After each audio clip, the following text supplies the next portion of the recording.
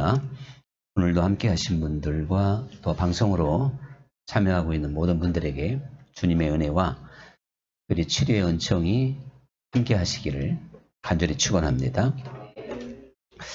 이 하나님께서 엘리야를 부르십니다. 근데 그때 엘리야는 호렙산 어느 동굴에 두려움을 갖고 숨어 있었던 겁니다. 그러면서 하나님께서 엘리야야, 네가 왜 여기에 있느냐 이렇게 말씀을 하신 거죠.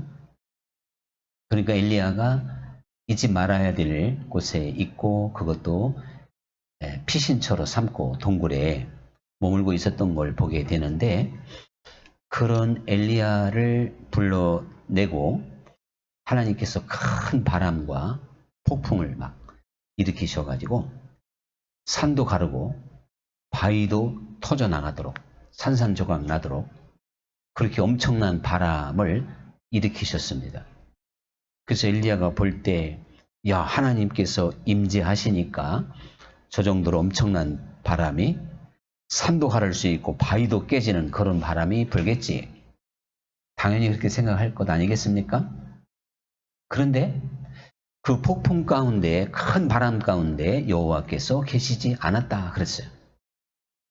그런데 그 다음에는 큰 지진이 일어나게 된 겁니다. 역시 또 이 산이라도 가를 수 있는 그러한 지진이죠. 그 엄청난 지진의 위력 앞에 하나님의 어떠한 임재를 느끼지 않을 사람이 어디 있겠습니까? 그래서 엘리야도 역시 하나님이 지진과 함께 내게 임하시는가 보다 이렇게 생각을 하게 됐던 건데, 또 성경 말씀에는 여호와께서는 그 지진 가운데도 계시지 아니하였더라 그랬잖아요. 그러더니 이번에는 큰 불이 임하게 됐습니다. 그래서 그 불은 이제 갈멜산에 임했던 그 불보다도 더 아주 엄청난 큰 불이죠. 갈멜산에 임했던 그 불만 하더라도 엘리야에게 아주 대승을 안겨다 주는 여호와의 큰 위엄을 이방인들에게 보이게 됐는데, 이 지금 엘리야 앞에 임한 불은요, 그 갈멜산 불하고는 비교가 안 되는 큰 위력의 그런 불이니까 틀림없이 이번에는 하나님께서 임재하신가 보다 하고 가만히 지켜봐도 오늘 말씀에는 그 불 가운데에도 여호와는 계시지 않았다 그랬단 말이에요. 그러니까 엘리야가 이제는 모든 게 다 지나가고 아주 엄숙함과 고요함 속에서 바람 한 점 없는 그 아주 정막 강산과 같은 그러한 가운데에서 세미한 여호와의 음성을 듣게 된 것입니다. 그러니 뜻밖의 바람과 지진과 불 가운데 계시지 않았던 그 하나님이 그 잔잔함 속에서, 고요함 속에서 세미한 음성으로 엘리야에게 다가오셨다. 또 엘리야를 만나 주셨다. 그런 이야기죠. 그런데 이 엘리야가 그 갈멜산에서 말이죠, 그 바알과 또 아세라 목상 그 선지자들 850명을 죽일 때 먼저 하늘에서 불이 내려와서 모든 그 제물을 태웠죠. 그 제물을 태우는 불의 기적을 보여주니까 모든 이방 선지자가 다 사기를 잃고 이제 엘리야에게 자기들의 목숨을 바칠 수밖에 없는 그런 상황이었어요. 그런데 지금 이 엘리야가 바람과 지진과 불의 체험은요, 갈멜산의 그 이적을 보인 그 다음인 거예요. 그러니까 가만히 생각해 보면, 아니, 엘리야는 사실 제대로 하나님을 만난 바가 없어요. 그런데도 엘리야를 통해서 비가 내리지 않게도 했었고, 까마귀가 엘리야에게 1년이건 2년이건 아침 저녁으로 먹을 걸 갖다 주고 엘리야를 이제 먹여 살리게 되는 겁니다. 그러니까 이 엘리야가 정확하게 말하면 그런 엄청난 이적이 있었고 그야말로 참 바람과 지진과 불과 같은 그런 엄청난 그 표적이 일어나는 엘리야에게는 그게 동반됐단 말이죠. 일단 갈멜산에 큰 불이 내렸으니까요. 자, 여러분 그 정도라면 누구든지 하나님의 임재, 특별히 내가 하나님을 보았다, 하나님을 만났다 이렇게 말할 수가 있을 것 아니겠습니까? 그런데 오늘 성경 말씀에는 분명히 거기에 여호와께서 계시지 않았다 그랬거든요. 계시지 않았다는 거예요. 그러니까 이 엘리야가요, 하나님을 사실은 그 고요함 가운데 세미한 음성으로 다가오시고 만나주시고 그래서 인격적인 만남을 이루어주시는 이 하나님을 만나지 못했던 거예요. 엘리야가요. 자, 그런데도 틀림없이 불과 지진과 큰 바람이 있었고 저 갈멜산에서 불이 내렸다니까요. 이것은 결코 억지 논리가 아니고 지금 성경의 순서대로 나오는 겁니다. 갈멜산의 그 엄청난 큰 싸움이 벌어진 이후에 이 엘리야가 하나님을 세미한 음성을 들으면서 그때 만나게 돼요.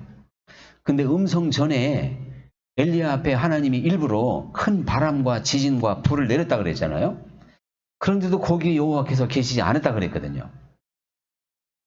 자, 그럼 이게 정확하게 맞는 게 왜 그러냐면 엘리야가 세미한 음성을 들은 다음에는요, 전혀 다른 사람이 돼요. 지금까지는 그저 하나님께 붙잡혀서 쓰임을 받았지 아합이나 자기를 죽이려고 하는 이세벨 여왕을 피해서 도망다니는 사람이 됐단 말이죠. 그러니까 두려워하는 사람이었어요. 그래서 이 엘리야가 지금요, 호렙산까지 도망을 가요. 처음에 그 갈멜산에서 850명 이방 선지자를 죽이니까 이세벨이 이 엘리야를 막 잡기 위해서 혈안이 되죠.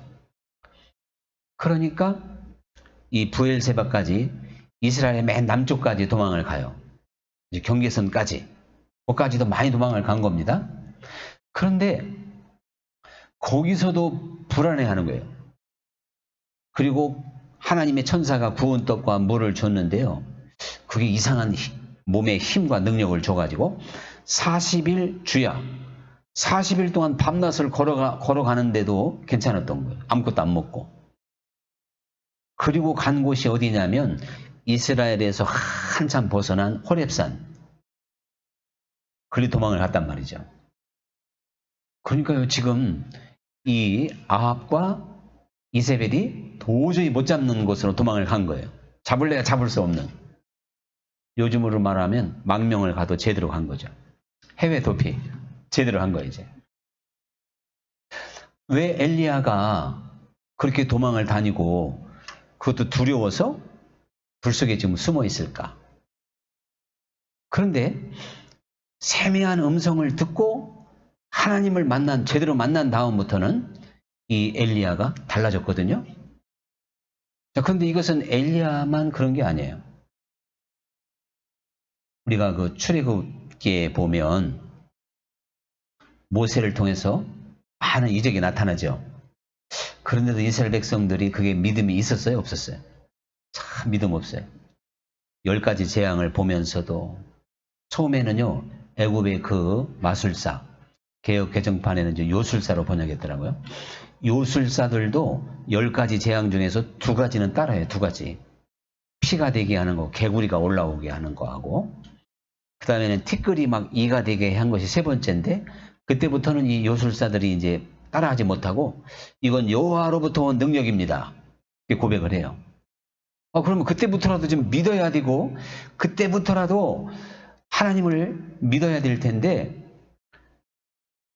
이 애굽의 요술사들이 전혀 따라할 수 없는 기적이 8가지나 더 벌어지고, 그 다음에는 홍해 바다가 갈라지고 만나가 내리고 막 그저 땅에서 반석에서 생수가 터지는 걸 눈으로 보면서도 원망, 불평, 불신앙이었어요. 불신앙. 그게 하나님이 계시지 않았다는 얘기가 그런 거예요. 다시 말하면 하나님을 제대로 못 만났다 이거예요. 인격적으로 못 만났다. 모세 시대만 그랬던 게 아닙니다. 예수님 때도 보면요. 예수님을 통해서 많은 기적이 나타나죠. 그 중에서도 아주 참 사람들에게 흥미진진했던 이적이 오병이어나 칠병이어였던 것 같아요.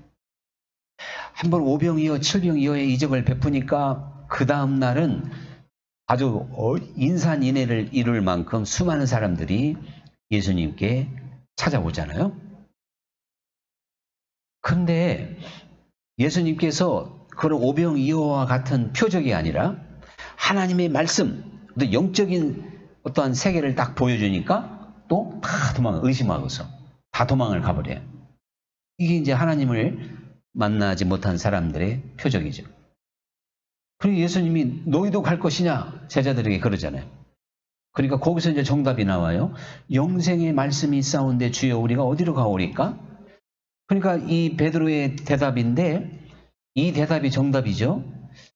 하나님은 우리가 말씀 안에서 영생의 말씀 안에서 하나님을 만날 때 눈으로 보고 이적을 체험했던 홍해 바다가 갈라지던 오병이어의 역사가 있었던 참 놀라운 어떠한 표적과 이적이 있었다 할지라도 베드로가 고백한 하나님의 말씀 안에서 우리는 영생의 길을 보게 되는 것이고 하나님과의 진정한 만남이 이루어지게 될 줄 믿습니다. 자, 예수님을 떠났던 수많은 군종은 그렇다 치더라도 12명의 제자도 사실은 예수님이 십자가를 지던 날에 다 도망을 갔어요. 그러면 우리가 12제자들이 언제 진정으로 하나님을 만났냔 말이에요. 예수님께서 그 제자들에게 예루살렘을 떠나지 말고 기도하라. 그래서 이제 오순절 때 마가다락방에서 성령을 받고 과연 그들이 제대로 이제 하나님을 만나게 됐던 걸 볼 수 있어요. 그 이전에는 그런 상태가 아니었기 때문에요. 마가다락방에서도 열흘 동안 금식을 하면서 기도를 했지만 두렵고 밖에 나갈 수도 없었어요. 그런데 그들이 하나님을 만난 다음에는 밖에 나가서 전도하고 순교도 당하고 참 물러서지 않는 하나님의 용맹한 자녀들이 됐습니다. 그러니까 예수님 당시에도 똑같아요. 모세 때도 마찬가지였어요. 그리고 지금 엘리야 한 사람의 엘리야의 그 생애를 찾아봐도 분명히 이 말씀 속에서 엘리야가 얼마나 많은 불과 바람과 참 그런 본능을 베풀었냔 말이죠. 그런데 하나님께서 엘리야에게 지금 일부러요 큰 바람과 지진과 불을 보여주면서 거기 하나님 임재하지 않은 이유가 뭐냐? 하나님께서 엘리야에게 깨우침을 주는 거예요.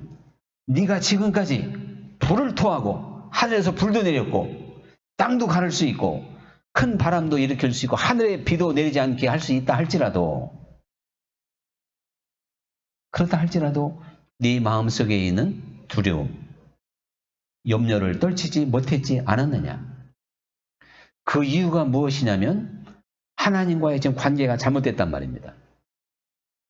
그런데요, 엘리야가 드디어 세미한 음성 가운데 말씀하시는 자기를 찾아와 주시고 깊이 인격적으로 만나 주시는 그 하나님을 만난 다음부터는 엘리야가 사명을 제대로 감당해요. 40일 밤낮을 도망했던 호렙산에서 다시 유턴해가지고 이스라엘로 돌아옵니다. 이스라엘뿐만 아니라요.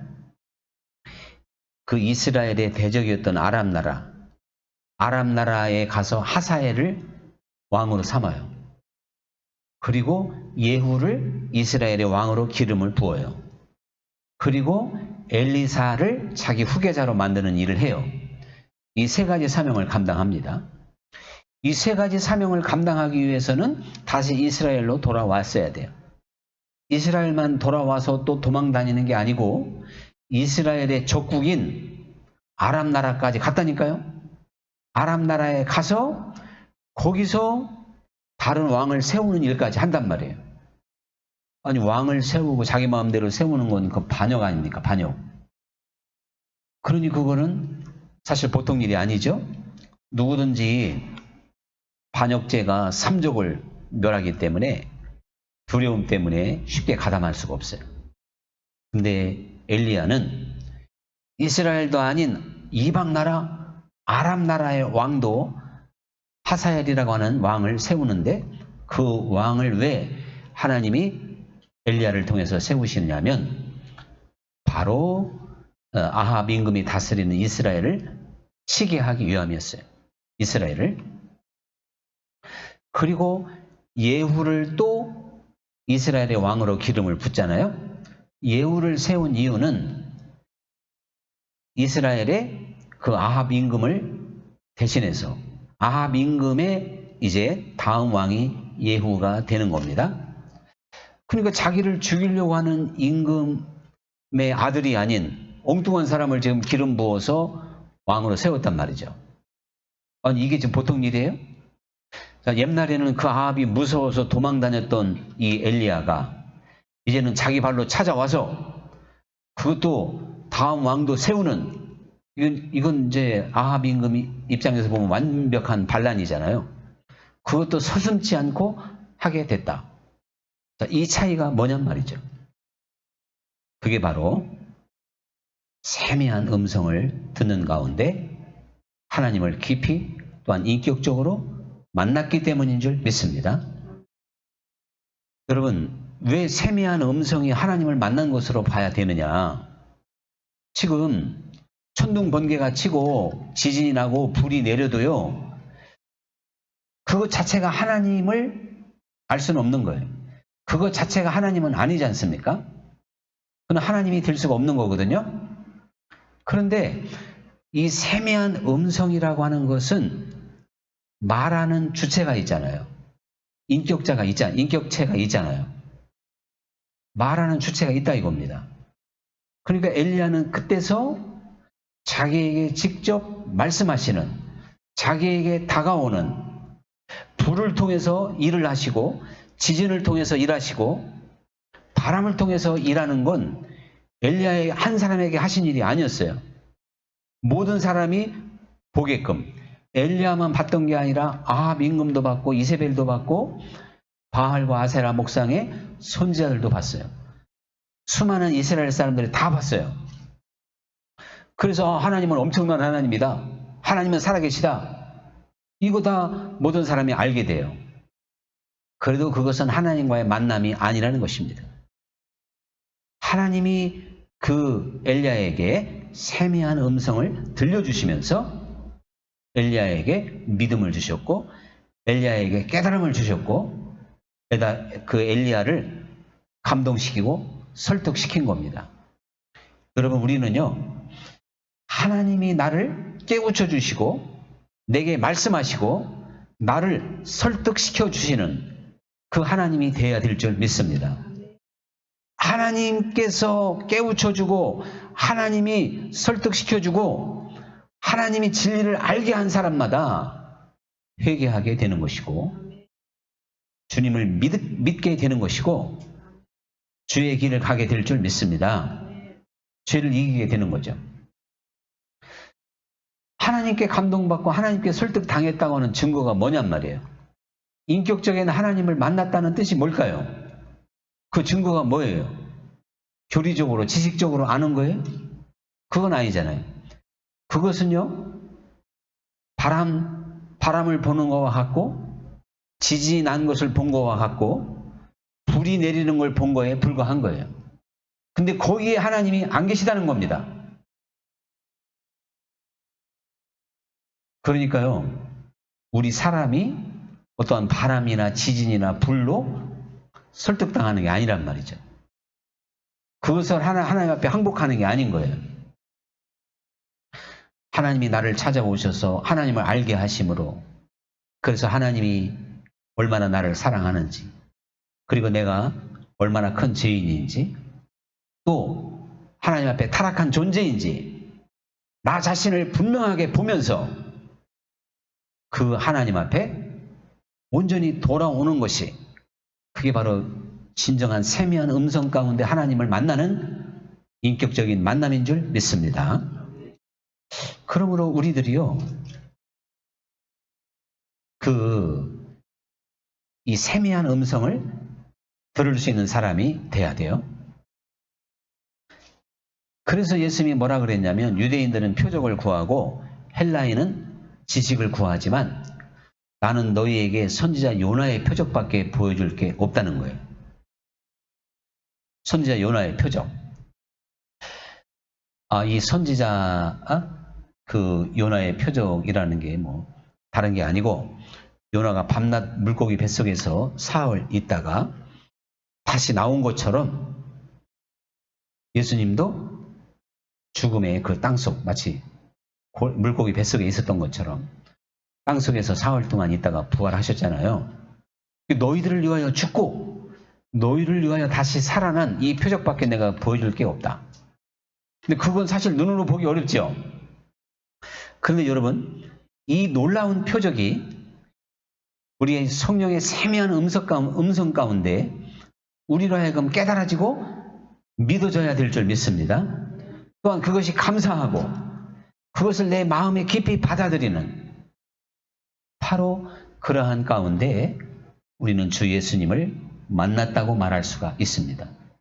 그래서 나를 위해서 죽으신 그 예수님, 나를 위해서 다시 살아나신 예수님, 이것이 진정으로 믿어진다면 이제 내가 그분을 위해서 죽을 수 있어야 되는 것이고, 순종하는 삶을 살아야 되는 것이고, 그분의 가르침을 따라서 살게 된다는 것입니다. 더 이상 육적인 삶을 살지 않는다는 거예요. 전적인 그 음성을 따라 영적인 삶을 살아간다는 것이죠. 두 마음을 품지 않는다는 것입니다. 그래서 우리가 육신에게 져서 육신대로 살면 정령 죽으려니와 영으로서 몸의 행실을 죽이면 살리라. 바울이 그렇게 말하고 있습니다. 우리 육신의 욕구, 육신의 본성을 거스려서 처복종시키고 그리스도께 순종하는 것은 하나님께 설득당한 사람, 세미한 음성으로 감동받은 사람, 세미한 음성 가운데 주 예수님을 본 사람, 만난 사람만 할 수 있는 겁니다. 그래서 우리가 이 마리아와 마르다 이야기 잘 알잖아요. 이 마리아가 예수님의 발 앞에서 열심히 그 예수님의 말씀을 듣다가 깨닫게 돼요. 말씀 안에서 만나게 된 줄 믿습니다. 예수님은 그 마리아를 가리켜서 마르다보다 좋은 편을 택했다는 거예요. 그래서 이 마리아는 빼앗기지 아니하리라. 우리가요, 사실 주님을 만나고 또한 주님이 나를 붙잡아 줄 때 우리 인생의 모든 문제가 해결되게 될 줄 믿습니다. 빼앗기지 않는 거예요. 세상으로 인하여 실망하지 않는 거예요. 낙심하지 않는 거죠. 결국 이 엘리야의 문제도 세미한 음성을 들은 다음부터 해결이 된 거예요. 이제는 로뎀나무 아래서 그냥 죽기를 기다렸잖아요. 얼마나 낙심을 했는지. 유명한 이야기잖아요. 이게 엘리야가 갈멜산에서 그 대적을 물리친 다음에 여전히 아합이 자기를 죽이려고 하니까 도망가서 로뎀나무 아래서 누워가지고 여호와여 조카오니 이제 제 생명을 거두어 가시옵소서. 이렇게 아주 낙심천만해져 있었던 겁니다. 그리고 또 도망을 다니고, 자, 이랬던 엘리야의 문제가 해결됐다니까요. 여러분, 우리 인생의 문제는 오직 주 예수님을 만나고 주 예수님을 붙잡을 때만 해결되게 될 줄 믿습니다. 우리가 신약성경에요, 예수님께 찾아왔던 사람들, 단 한 사람도 문제를 해결하지 못하고 간 사람이 없어요. 죄의 문제가 됐던, 질병의 문제가 됐던, 심지어는 먹을 것의 문제가 됐던, 또 죽은 자까지도 살아났어요. 이게 뭘 말할까요? 예수의 이름 앞에 모든 문제가 해결된다는 뜻인 줄 믿습니다. 이 거꾸로 말하면 지금 내가 주 예수님을 나의 구세주로 믿고 예수님이 나의 구세주가 되셨는데도 여전히 내 문제가 지금 있다면요. 문제가 없을 수는 없죠. 근데 그걸 감사함으로 이기고 나가지 못하고 있다면 문제에 지금 눌려 있는 거죠. 그러면 세미한 음성을 못 들었던 엘리야와 지금 똑같은 상태인 거예요. 엘리야는요, 자기를 통해서 하늘에서 불이 내려지는 걸 보고도 하늘문이 닫히고 비가 내리지 않는 걸 보고도 두려워했어요. 기독교적인 진정한 만남은 그런 만남이에요. 표적의 만남이 아니에요. 겉에 보이는. 즉 선지자 요나의 표적밖에 없다고 했으니까 말씀 안에서 우리가 주님을 깊이 만나야 될 줄 믿습니다. 하나님께서 이렇게 말씀을 하셔요. 첫 언약은 모세의 율법과 더불어 그 백성들과 이렇게 첫 언약을 맺었어요. 그런데 첫 언약은 하나님 스스로 실패했다는 거예요. 첫 언약을 어떻게 만들었냐면 돌판에다가 율법을 기록하고 또 율법을 두루마리에 기록하게 하고, 그러니까 율법을 준 다음에 그걸 눈으로 읽고 외우고 암송하고, 그래서 너희들이 이 말씀을 따라 순종하면 내 백성이 된다. 이게 첫 언약이에요.